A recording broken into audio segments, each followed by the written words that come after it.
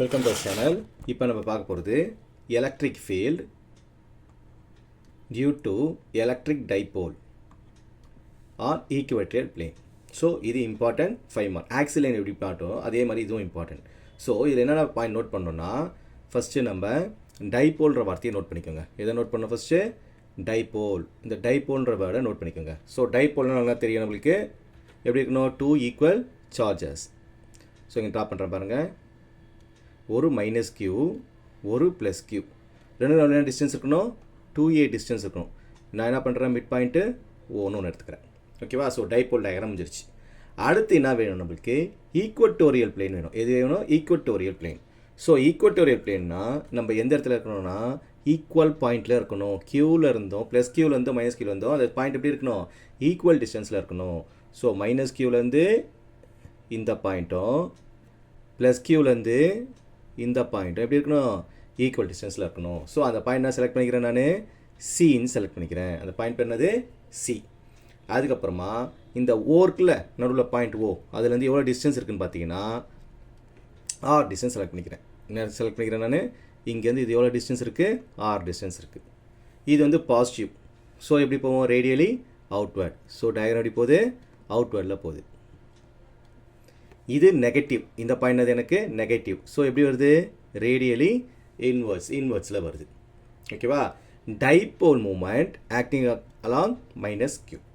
So எப்படி போகுது? இது மைனஸ் பி வெக்டார். ஸோ அதுவும் மென்ஷன் பண்ணியிருக்கான். நல்லா புரியுதா கொஸ்டினு? So diagram over.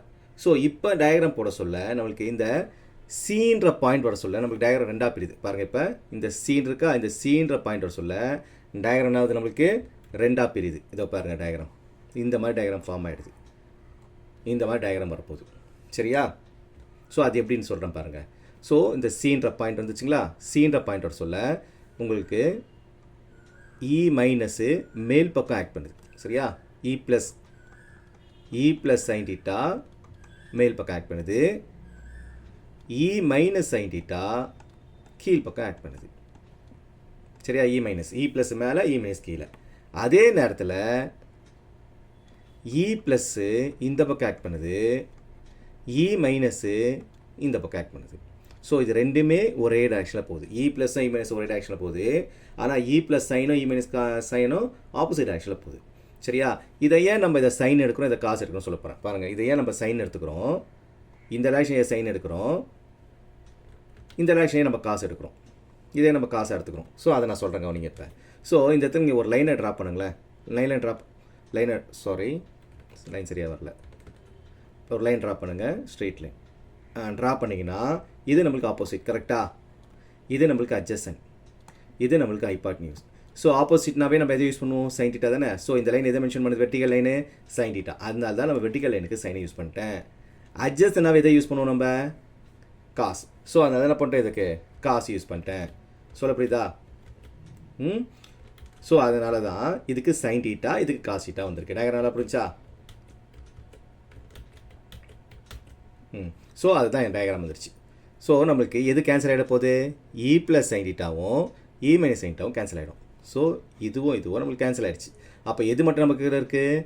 இ ப்ளஸ்ஸும் இ மைனஸ் காஸ் தீட்டா மட்டும் தான் இருக்குது. ஸோ அதை இங்கே கொடுத்துருக்காங்க. ஸோ இந்த ஸ்டேட்மெண்ட் ஃபுல்லாக படிச்சுக்காங்க. நல்லா பாருங்கள்.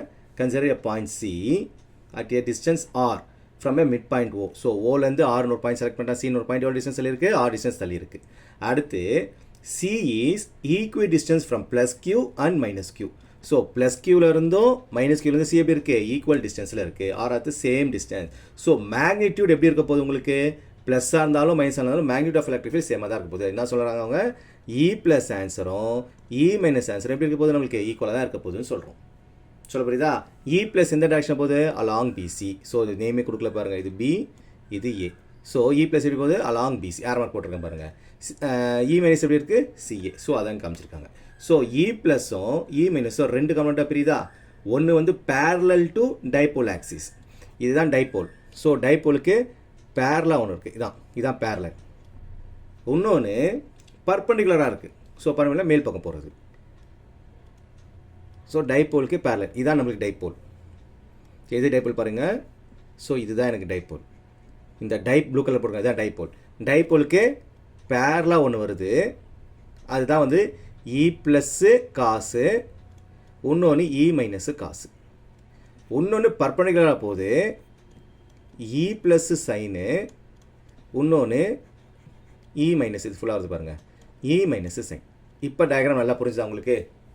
ஸோ இதுதான் டயக்ராம், இதுதான் இங்கே பக்கத்தில் கொடுத்துருக்கு. நீங்கள் ஃபஸ்ட்டு டயக்ராம் போட்டால் போதும். இந்த டயக்ராம் சொல்ல புரிஞ்சா? இப்போ டெரிவேஷன் போட போகிறேன். எனக்கு சூப்பர் பொசிஷன் பிரின்சிபல் படி இந்த ரெண்டுமே ஆட் பண்ணாதான் எனக்கு டோட்டல் எனர்ஜி.